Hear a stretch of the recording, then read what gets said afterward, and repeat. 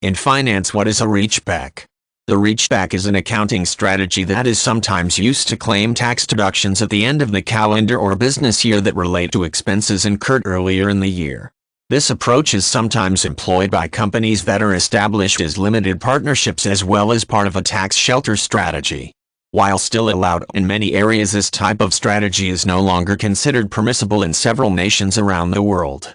When still an option, the reachback is often limited to use in specified situations.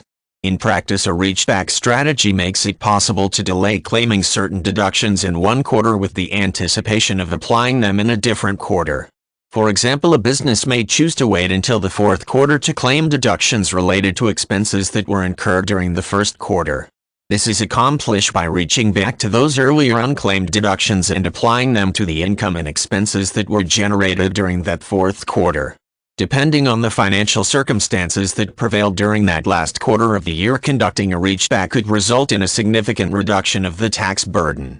While there are countries where using a reachback is still considered legal, it is not unusual for tax agencies in those nations to impose limitations on the type and the amount of those expenses that can be incurred in one part of the year and applied in a different part. The idea behind these limitations is that companies where seasonality impacts the overall operating structure of the company can still have the benefit of using the tax deductions where they are most helpful and thus aid the business in remaining operational throughout the calendar year.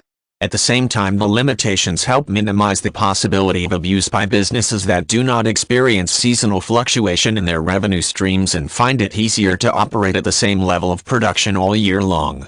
Abuse is often the reason cited for limiting or completely outlawing the reachback as a legitimate accounting practice.